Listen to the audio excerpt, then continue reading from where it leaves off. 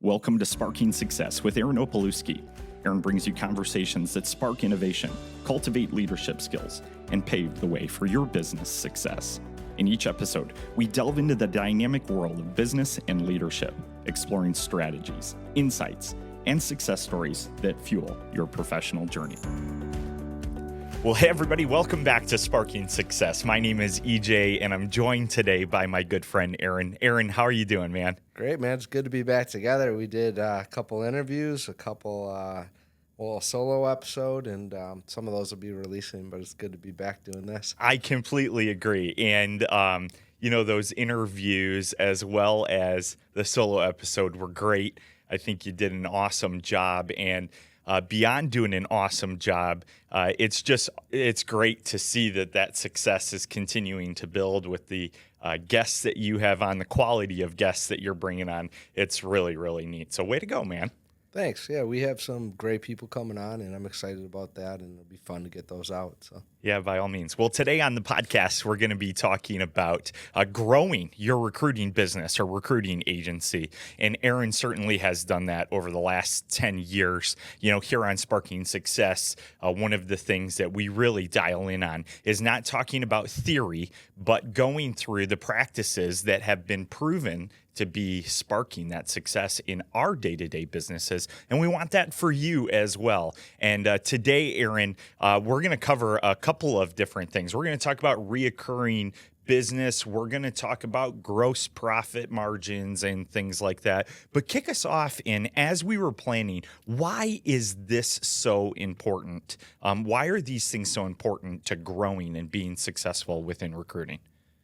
Well, the industry the industry as a business, right? Not necessarily I guess in general, it's fragmented, right? So you'll have a lot of people that have like small boutique situations.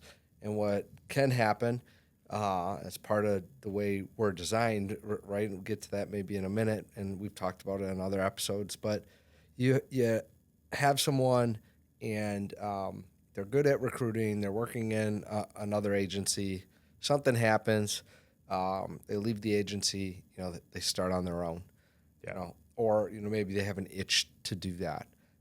And you see kind of both things happen. Sometimes people will get caught up in a cycle. Similar to my situation. Yep. You're making me feel young. You said 10 years. I'm like, man, I've been at this 17, but I'll take 10. That sounds good.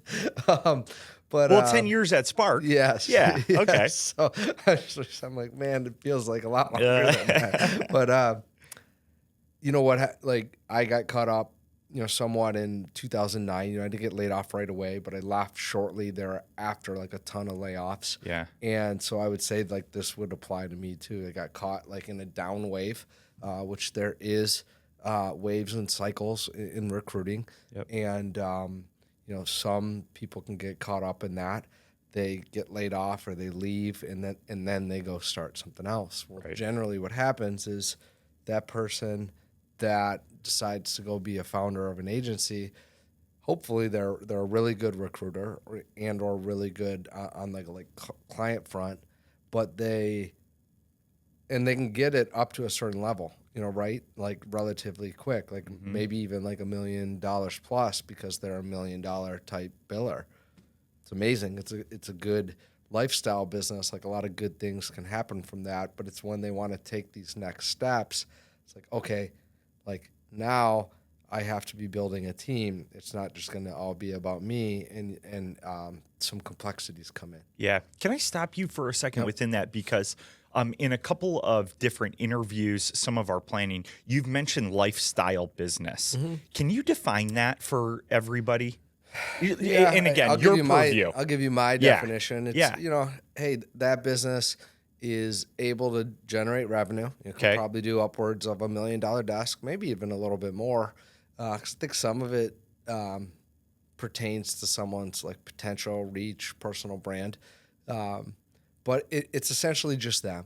Yeah. Or them and like a small crew, but all of the business generation centers around them. Okay. And so if slash I'll say when, right? Because we're all only here for so much time, but when they go away, so does the business. Got it. So that's how I would Okay. um, explain it. Yeah. If you wanted me to put estimated like revenue, I said probably around 1 million. Yep. Is where a lot of those things coast out, and the margins are probably pretty good, on that business because there is less infrastructure, less need to do outlays of like operational expenses.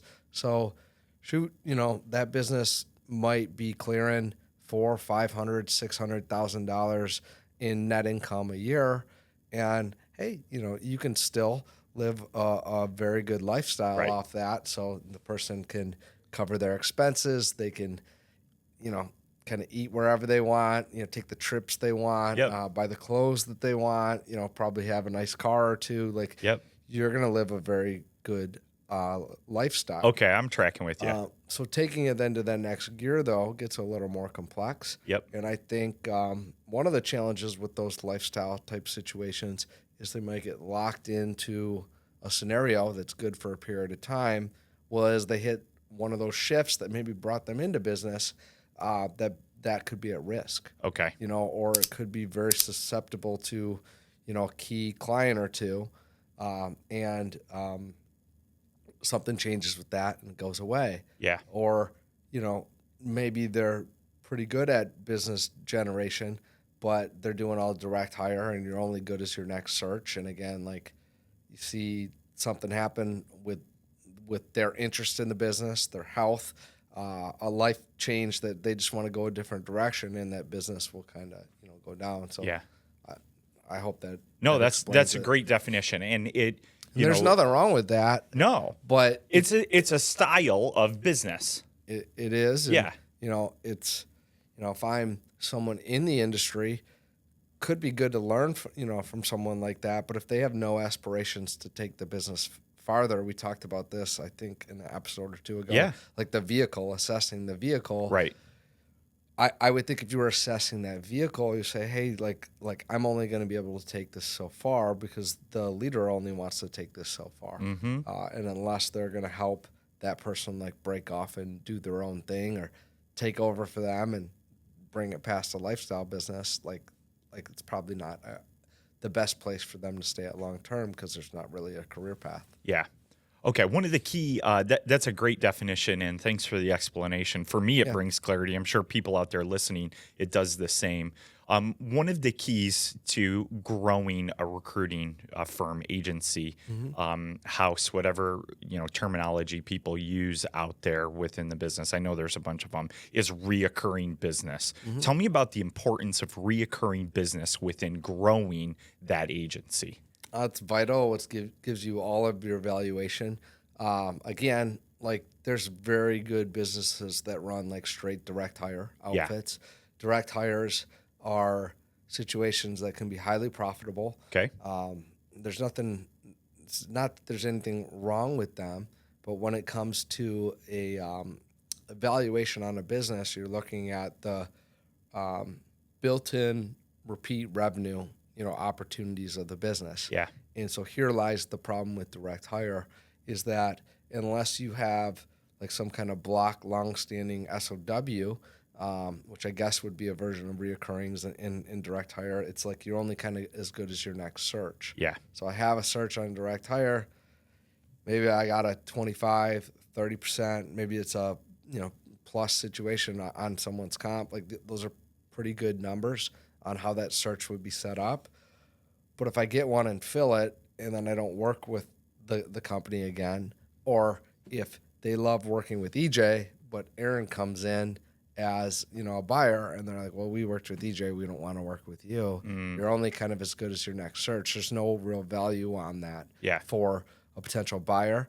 So the valuation of that is immensely lower. Okay. Like you're lucky to get a 2 or a 3 multiple. You better really have some built-in things with that. Like you're probably going to get about a 1. Like I see a lot of those things, especially where they don't have a team built. Yep. They think they're going to go for like 3 or 4 multiples, and some of them just don't sell for this reason. But when life events happen, it's kind of sad in that lot of times they're selling that for like whatever they did in net income. There is no multiple on it. Okay. So, how do you counteract that? Well, you need to get good reoccurrings in. Yep. So, number one way to do that within our business, or the most well-known way, would be contract. So Okay. staffing. Yep. So there's recruiting. And I actually just learned this a couple of years ago, because I was just say recruiting and staffing. They're kind of like one and the same. Technically, what I've learned is like recruiting would be more of like your direct hire. Okay. Your headhunting. Yep. Staffing is more where you are doing the contract side and you actually W-2 the person, where you employ the person. And so that staffing side of it is a situation where, because you employ, generally they're going to be employed by you for a period of time. A lot of companies like to have, like especially mature companies that are have financial, like strong financial acumen and planning, they're going to want X percentage of their workforce to be contingent, or on contract to an agency. They're going to want to funnel, so their funnel into the organization is using contract labor. And kind of training them, for a period of time on that, and then bringing them long term. Well, between turnover and or growth, of those organizations, there's consistent needs. And so this creates a reoccurring model where it's like, man, we talked about this a little bit yesterday. Like, hey, like one placement isn't always one placement. One placement can turn into thousands of placements. And where that's most prevalent is in contract labor. Because there's a built-in, volume at some levels to it. But it's more reoccurring. I think you'd be okay with me talking about this, but for you listening out there, I've been a part of a lot of organizations, and Aaron runs one of the better, if not one of the best, staff meetings for the whole team I've seen out there, right? Our weekly team meetings and things like that. And yesterday you were pretty fired up in a good way. And you were talking about our reoccurring business. And one of the things that stuck out to me the most, Aaron, was you talking about if there is multiple agencies working with a client, we want to be the best. And not only do we want to be the best, even if we are the best, we want to know how we're being evaluated, how we can continue to deliver, how we can continue to grow alongside of that client. And I think for the folks that are listening, I want them, I wish they could just have the purview. And although I follow you around half the time with a camera, it's not one of the meetings I captured, or maybe even that we would publish publicly. But there really is something to that reoccurring business. And because of that, I think that's why you were driving it home so hard to our team. It's not only the evaluation for our companies overall, it's the depth of who we are, and it's how we deliver consistently and add value to our clients. And I just want to point that out because I want people to make sure that they know this isn't just lip service. Again, this is something that even in our business, 7 companies within the portfolio of our companies, that you are still driving. We have not arrived. We are still trying to hit that mission in that, that target. And as we do that, this is key. You also talked to me about gross margins within this to grow your agency. Tell us more about why gross margins matter in growing. Yeah, just real quick before we go into gross margins, a couple other forms of reoccurring revenue within staff, because if you're listening to this and you have done any research, even if you're just doing direct hire, you've done any, you're like, I know that's a recurring thing. There's cash flow concerns with like going into that. There's risk concerns. There are things and factors that come into that. We'll probably do an episode just on that. But quickly, there's we talked about this in one of the interviews that's coming out on like when do you go into that and building equity. You can use a factoring company, build equity, get a traditional line of credit. Hard to get the traditional line without building the equity. You build the equity enough, and you might be able to self-finance, some of that to an extent. If it grows too fast, that's going to be tough, but you can do those things. So that's a whole episode, Right. but it's like, hey, that's not anything probably earth-shattering if someone's researching growing their agency.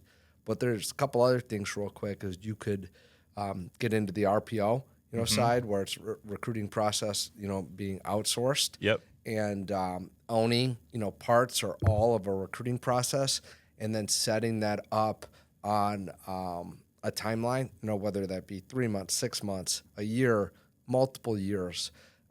That is another form of reoccurring revenue. Okay. It doesn't outlay because it mimics direct hire in some ways, but Yep. it's more of like think a volume, play of that compared to, or what could be a volume play or a more all-encompassing like consulting play. Okay. Sometimes both, sometimes one more than the other. It's one of the things I love about it is it's pretty customizable to what the client needs. But that can be set up it doesn't have to be like a one-time project. You could set that up reoccurring over, whatever time frame you want. So that's one. And then another one would just be setting other types of workforce solution services that you can do on, a monthly, quarterly, biannually, or annual or longer model. I think if I were to recommend, some advice would be not to get too cute, with those things, because, you look at, okay, what would we make on something like this compared to going out and filling a $40,000 direct hire? Like, you want to make sure, I'm not saying to necessarily go away from what's generating a lot of income from you, but if you get some of these things right and it's right within your scope of ability within your team, those may be easier to jump into. Easier is the wrong word. It may present less hurdles up front with like overhead cash flow risk to look at adding those reoccurring models before adding contract. Okay. Although I think ultimately, if you do want to grow your business, doing the staffing side is something to heavily consider. It's going to up your complexity. You're going to have to invest in more infrastructure, probably, different sets of teams. Again, another conversation for another day. So just a couple other ways to do some reoccurring revenue outside of just doing W-2 contract, staffing. Okay. Gross profit. Let's go back to it.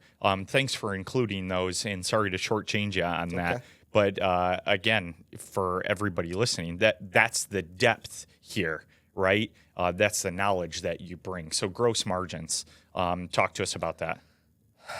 Very important. Yep. If you're doing all direct hire, your gross margins are going to look good because pretty much every dollar in revenue coming through is 100%, gross margin. You're not really, your costs, associated to that are kind of like after, it's not like to create the sale, so not to get too technical on it, but if you are doing the staffing, right, well, you have your invoice, you got your, but then like on your cost of goods sold, you're going to be paying someone.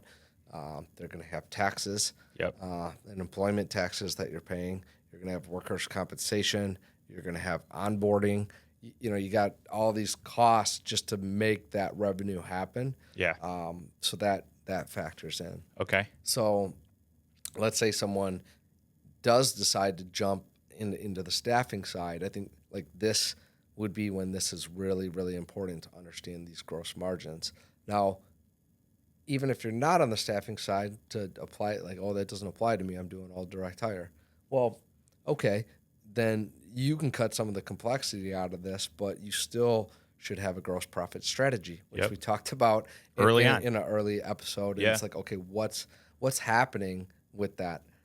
How much is allocated towards building the team? How much is allocated towards tools, office, like just other expense, like whatever it is, and then how much do you have at the end? And you heard. Well, you didn't hear it because you couldn't hear. You could only hear me. Yeah. But in one of the interviews we have coming out, right, we talk about this a little bit as it pertains to really a business that's doing an amazing job and they're growing. But we had an early conversation, and they've now implemented a bookkeeper in their company, and they talked about how that was important because they're learning more about how things are flowing or even being booked into their accounting system. Yeah. And they had just some things that they weren't catching without that hire. Great clue Yeah. that it's a good time to bring that hire on. And it wasn't even actually what was happening. It was just the way it was recording. Okay. Well, the more in tune you are with what's going on with your gross profit, you're gonna catch that stuff. And, Okay. and I can tell that they're on the right track with that too. Like that's no longer going to be an issue for them long term. Yeah. They are dialed into getting that figured out. Yep. So this becomes important. So okay, but let's say you're doing staffing, and you're not going to be in staffing long if you don't pay the people that are working for you. Like that's a must. Yep. And so when you spit out your invoice, you're not going to get you're going to be shelling out cash, and the difference between the invoice and everything you shell out to make that placement is your gross profit. Right. That's a percentage of that invoice. A great staffing business. Once you get going and you're building out a team, is going to be able to operate at a 30% gross profit. Okay. If you're above that, you have the ability to do well. Again, not extremely hard to do on a low scale with like 5, 10, 15, even 50 placements. Yep. Although at 50, it can, it just depends how you're set up. Yeah. But, you start moving that, and you're going to have a harder time. Or I guess I don't want to misspeak. Some of it depends on your bill rates. Right. The type of placements. Yeah. So if I have a 40% markup, Yep. well, right, it doesn't matter if I do one placement or I do 100. I'm not clearing a 30% gross profit. Yep. Because depending on the state, and also just depends on how you cost structure your burdens. Mm-hmm. Because there's like somewhat, do you put, hopefully you put your comp in, but do you put all of the onboarding and stuff like into that burden? Do you kind of do your burden and then put that on the side? It's still going to affect your gross profit. Some people might have that down in their operating expenses. I would advise against that. Again, my opinion, talk to your accountant, but like it's a part of your cost to put that person to work. Right. So I would have it in your cost of goods sold. Okay. And so what that means is it's going to ding that gross profit percentage. Mm-hmm. So if I'm doing 40, and let's say bare minimum, it's costing me 20% to put that person to work. Yeah. What's the math on that? 20%. 20%. Yeah. So I'm not at 30. I can't believe you asked me a math Yeah, question. You know all the way back to high school. Math wasn't my vibe. Well, hey, dude, don't shortchange yourself. So some of it depends on pricing. Yeah. And so it might also depend on style of placement, Yep. because there's certain styles of placement that you can price higher or set higher bill rates than, if you're doing engineering or IT staffing or something super niche, you should be able to, and you should be charging a higher markup than you might for like a light industrial volume account in positions that are kind of like entry level, it's not so much skill related. It's just like, hey, can the person show up to work? Yeah. Can they physically do this job? Is this a good shift for them? Those are going to be more compressed markups. Okay. Right. So if I have someone blended, if I'm blending between the two, if I got a couple engineers and, a handful of light industrial spots, like if I'm doing that, well, I'm more likely to have a hold of 30%, or better. But if I go and grab another light industrial account and I'm doing 5 engineers and I got 30 people that are in light industrial, I probably pulled that gross profit margin down. Okay. My volume is up. Yep. I might have more overall gross profit, but where someone's really chugging along in this is when you're above 30%. Okay. So there's also looking at this, and just stop me if I go too far, but Yeah. you can look at it just on your contract business Okay. But then, you should, we look at both. I look at both. I want to know our, whether we call it assignment or contracts or like on assignment or, Yep. or contract business, like what is our gross profit margin on that? But then also our blended gross profit margin, like overall. And so that's where we'll pull our direct hire business in. Okay. So here's some free advice. Yeah. If you were going to go into the contract staffing business, I'm not knocking the direct hire, business or starting the business that way at all. In fact, I think it's a great way to start. It shows someone can sell. I don't want to say one's easier than the other because they bring different nuances, but like getting a meeting or showing how you're going to present value because because a lot of companies are structured to do some of this staffing, right?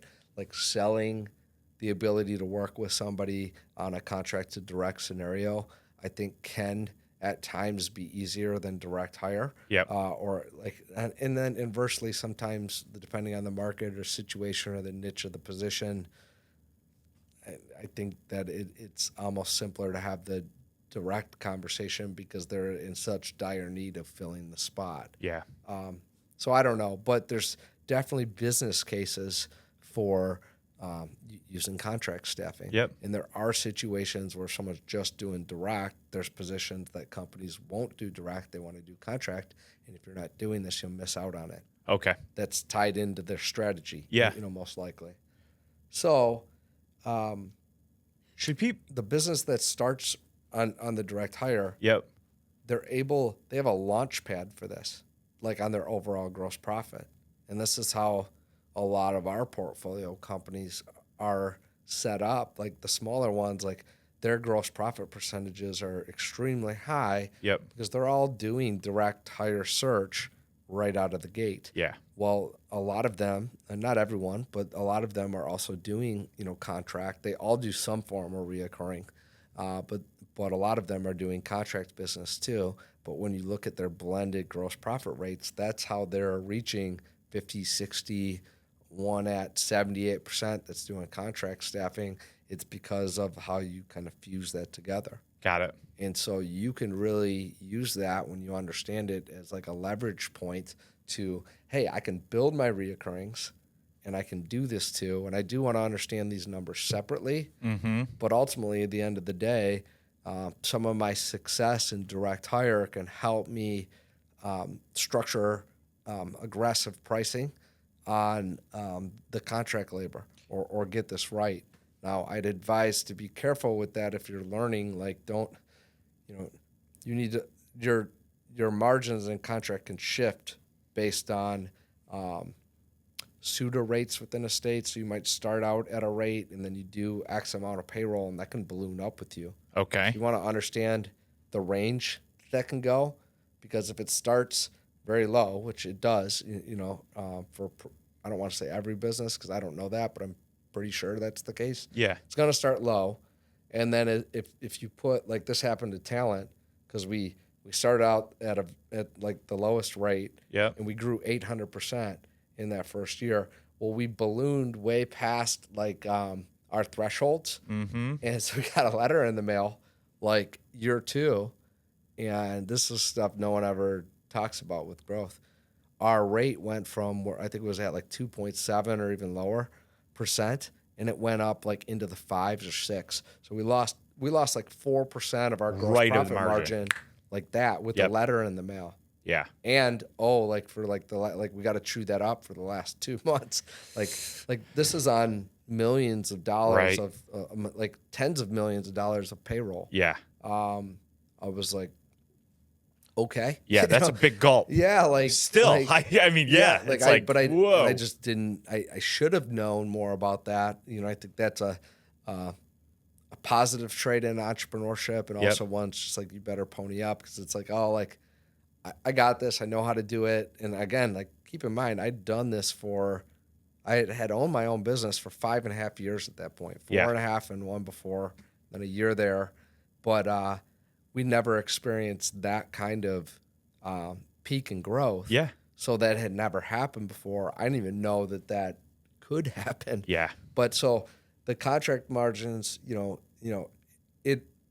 What do you got to do? Like what you should probably try and do is go back and negotiate, rates, or, we don't always do this, but like you set a duration on the contract and re-sign it. I'd prefer to have the contract set and sign it. Okay. All I'm saying, I'm getting long-winded on it, but we have been through a lot of this stuff. Yeah. And so we really know, we have a good handle on what's going to happen with these things based on how we're performing in a state on our contract labor. Yeah. And we kind of know how aggressive we want to be in certain pockets of business where it's like we're set up to fulfill. Got it. Like we have the pipelines of people. Yep. Like they're literally going to knock it place. So like, and we are, high on this GP percentage. So like, let's go at this thing. Mm-hmm. But we understand some of these other things too. Okay. So I just be careful, with that somewhat. Yeah. But it's like a catapult to be doing the direct hire on that, because if your overall gross profit's up, the company does light industrial staffing. Yep.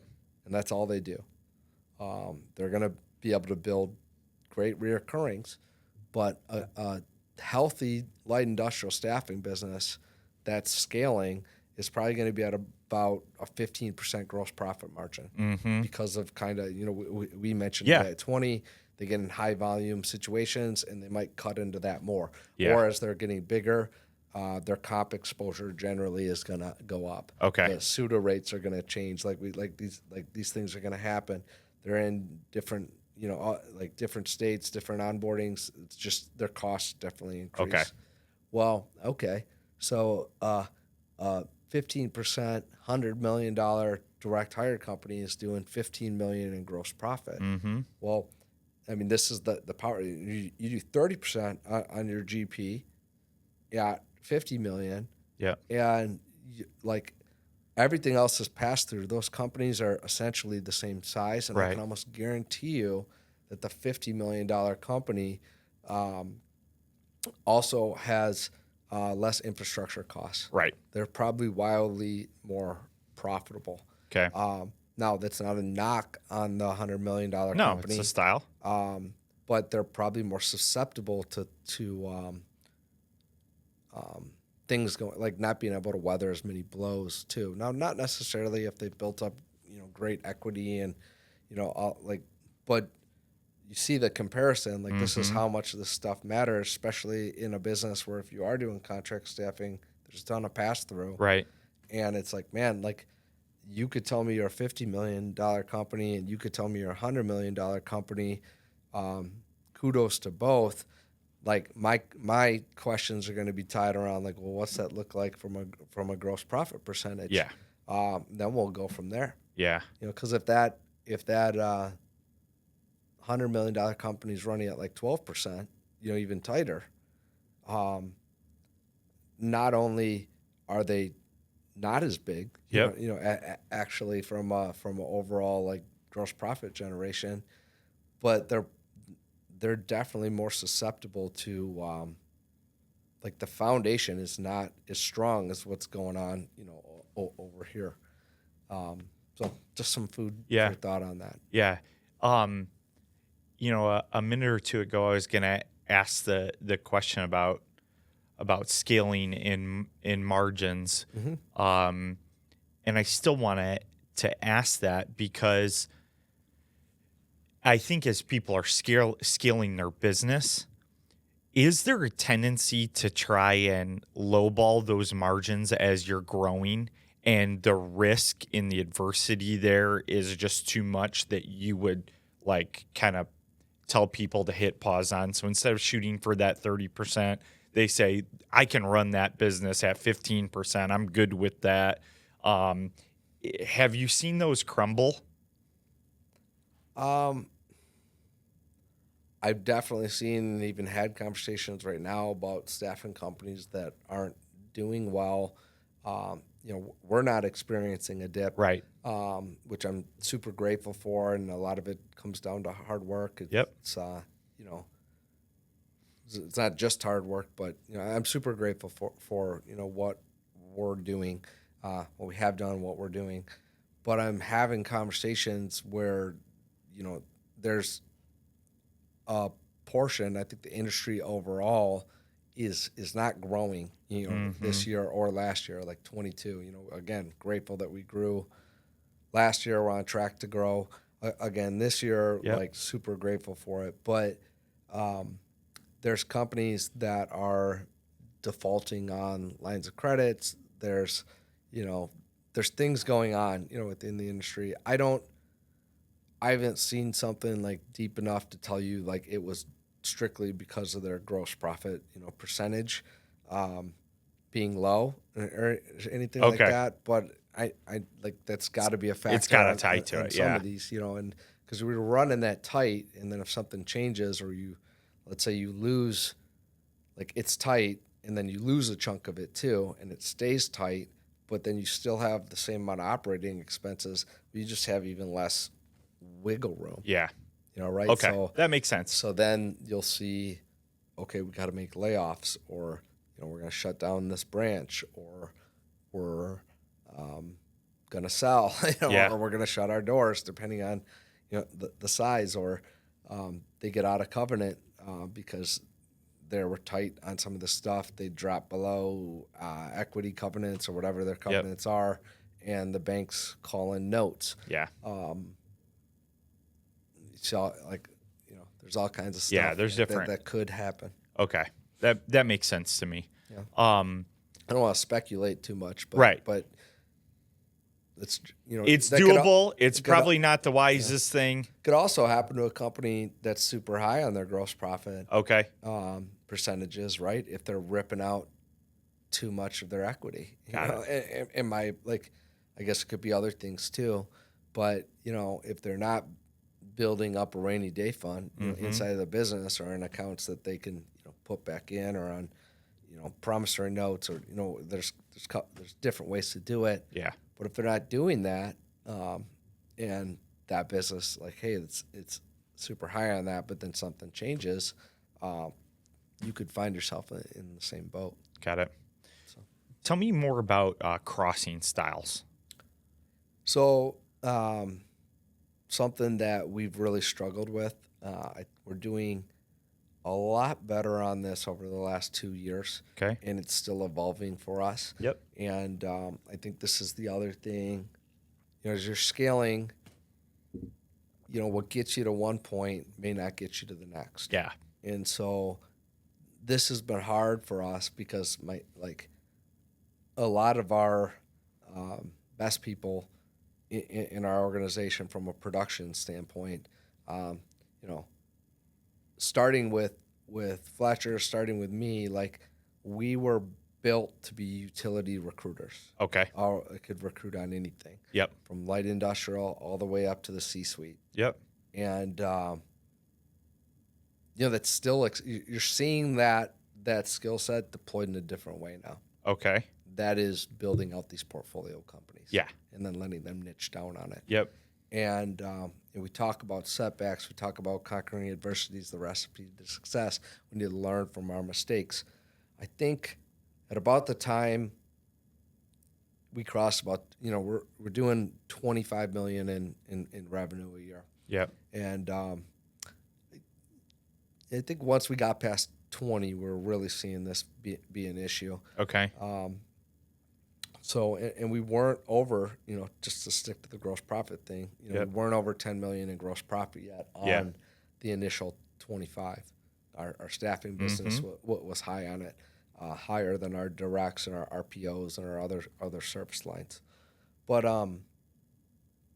what was happening is we would bring people in, Mm-hmm. and we talked about like, hey, at one point we had 51 people on the team, and then we didn't lay anybody off. But like through COVID, we went all the way back down. This started in really 2019. We were already struggling on this, and then COVID was kind of like a double hit on this.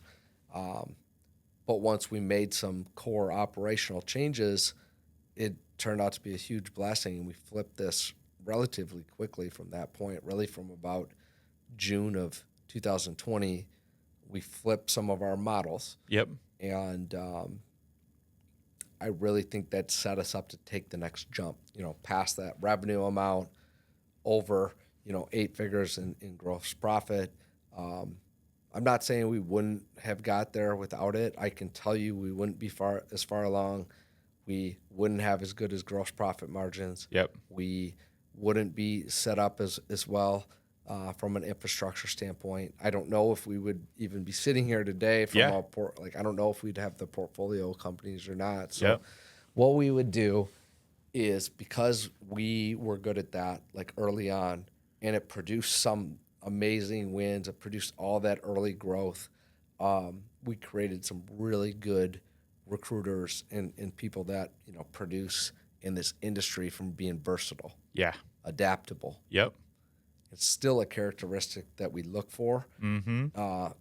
on the agency recruiting side. I think it's the main difference between there's more, but one of the main differences on an agency recruiter compared to someone that's best suited for like a corporate TA position Okay. is adaptability. Got it. Because in agency recruiting, every day is different in that, like, yes, like people are different, right? So is that corporate TA job, Mm-hmm. but corporate TA is for like one company, right? Where Right. that agency recruiter might, especially when they're performing at a high level, they're going to work with 50, 100 companies in a year, sometimes maybe Yeah. even more. Yep. They're going to be working in their head at least 40 orders at a time for different companies. Yeah. There's a lot of variety in that. Yep. There's a need to be able to adapt and learn stuff at a base level without always knowing at a deep level, even though I think it's great to know Yeah. things on your clients or your sector at a deep level. Yep.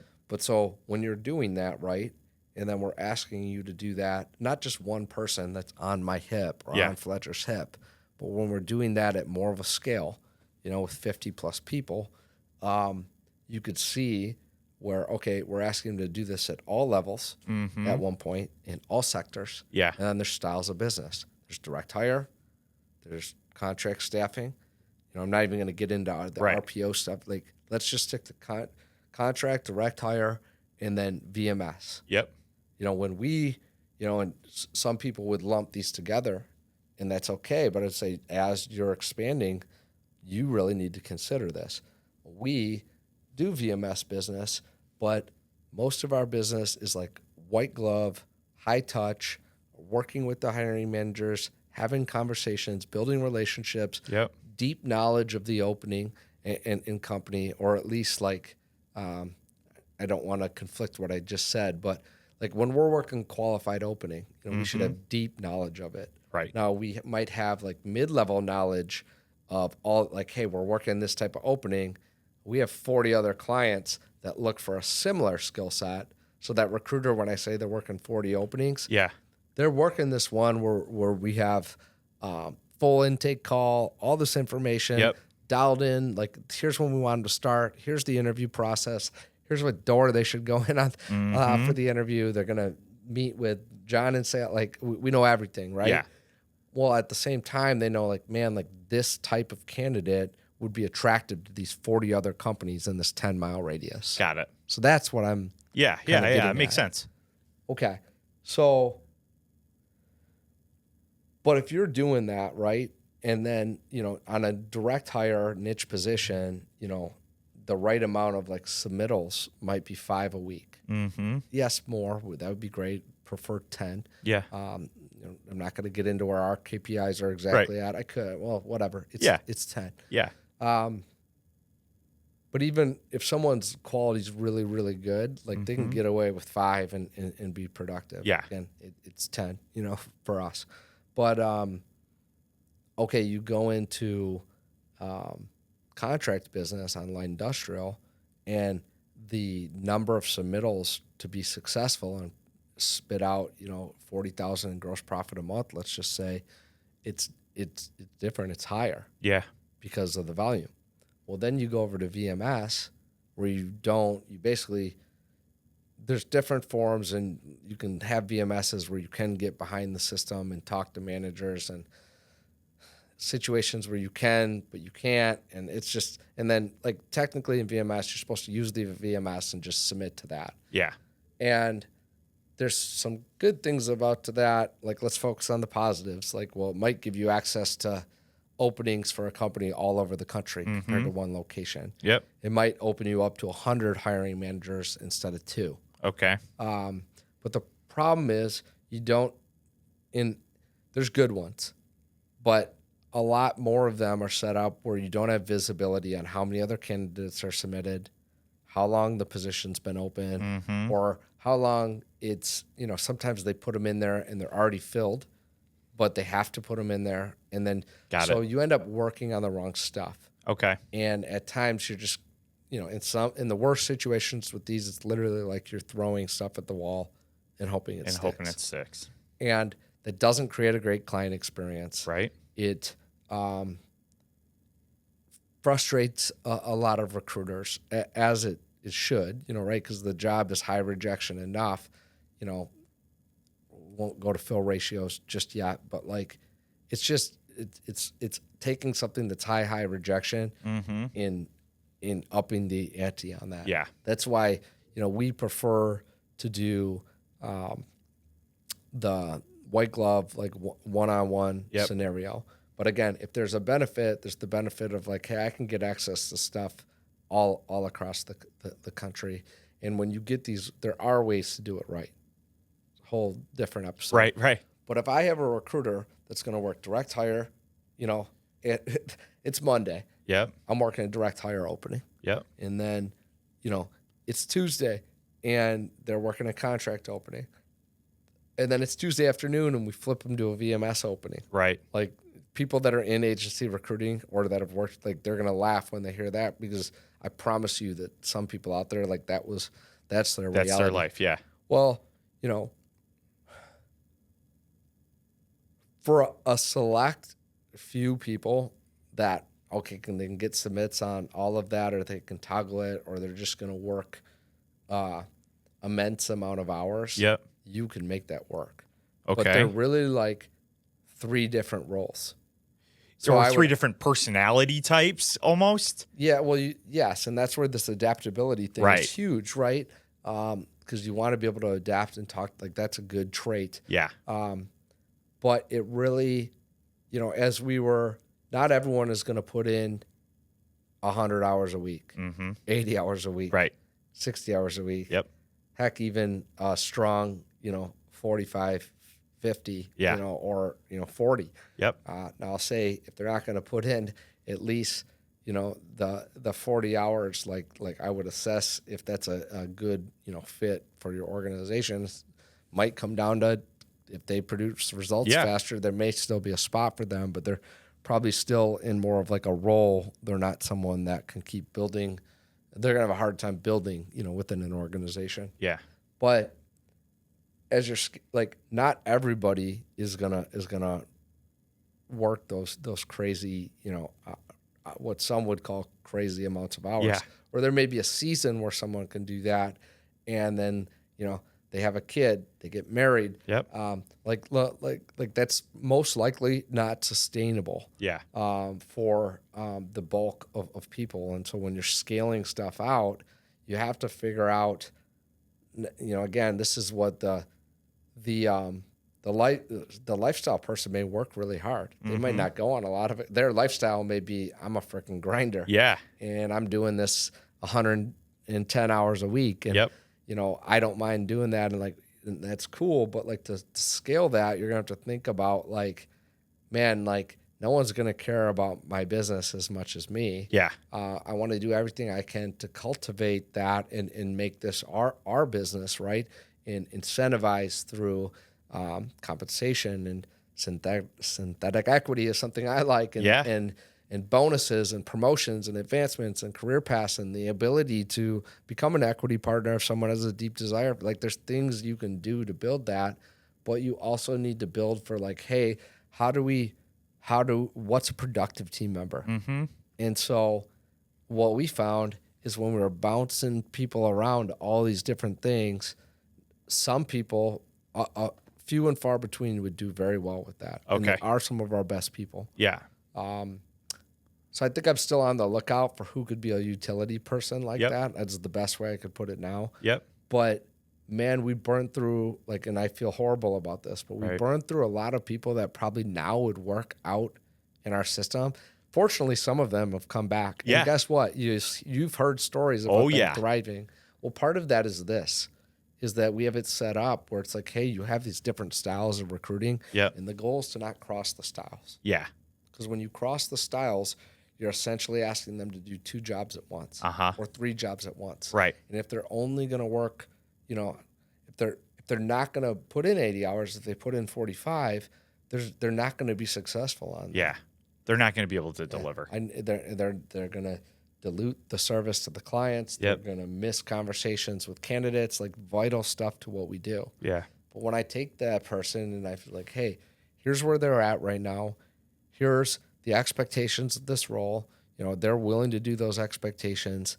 Here's some of their unique gifts. It matches, more, this area. Yep. Let's put them here. Let's have them focus on this.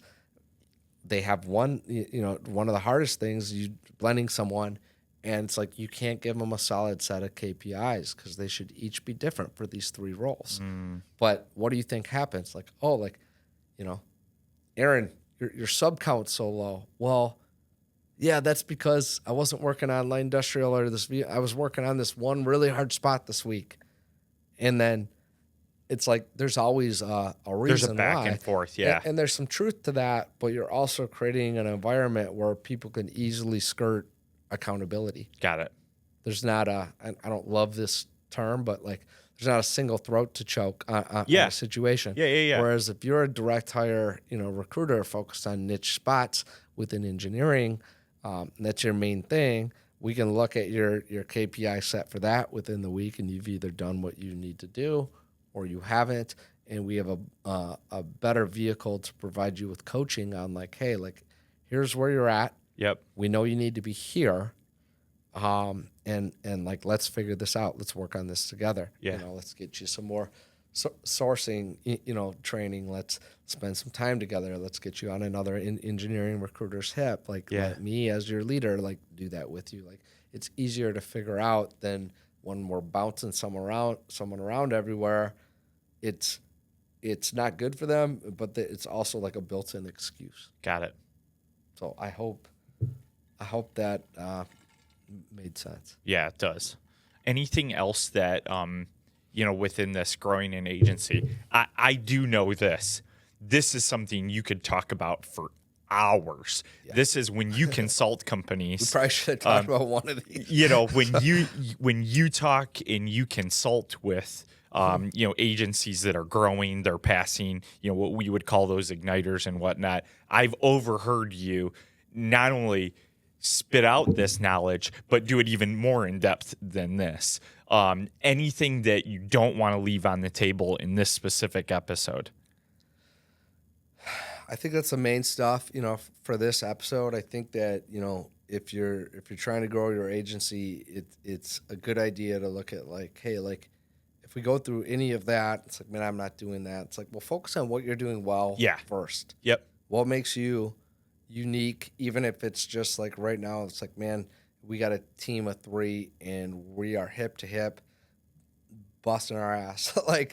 Okay, that's not maybe completely unique, but that is special. Yeah. And so, again, you couldn't hear the other side of it, but we were talking about some of this. I'm a big fan of hip to hip training, and being on calls, doing yes. Yeah. And so, as you're growing, how do you cultivate that? Yeah. So if someone has that, thinking about man, how do I, if I'm wanting to grow this thing, this is going to get more and more complex. How do I try and maintain this thing that makes us special? Yeah. Not the easiest thing to do, and it doesn't necessarily have to be that, but that's generally one thing you'll see in a high-performing lifestyle agency that's starting to put a team together. Yep. It's pretty tight-knit, and you got some great people that are a part of that. Yeah. It's figuring out how to keep that going, not always just promoting, the best producers either. So there's a lot to think about within that, but whether it's that or something else, what are we doing really well? And then, if we're gonna make like an expansion, let's do one thing right now. Yeah. If I just listed off like 6 or 7 things you could do, I would not advise trying to do all 6 or 7 at Right. once. Right. Pick one, get good at that as well. At bare minimum, get effective and profitable on it as Mm-hmm. well. And then, you can add, you can add these things over like periods of time. And the better you get at making it add and making it successful, the faster you can move. But Yeah. doing it all at once, I think is a recipe For for disaster. disaster, because it's a different version of what we just talked about. You kind of dilute what you need to do. Yeah. Man, great wisdom. Aaron, thanks for sharing this. I know it's going to be valuable to different people. And maybe today you found value in this. If that's you, would you take a moment, share this episode with someone? Go ahead, comment down on one of these podcasts, especially today. Like it, share it, comment, all the things. We want them. And the wisdom that Aaron spews out and shares is worth that. That's a great encouragement to each of us. Hey, thanks for listening to Sparking Success today, and we hope you have a great day.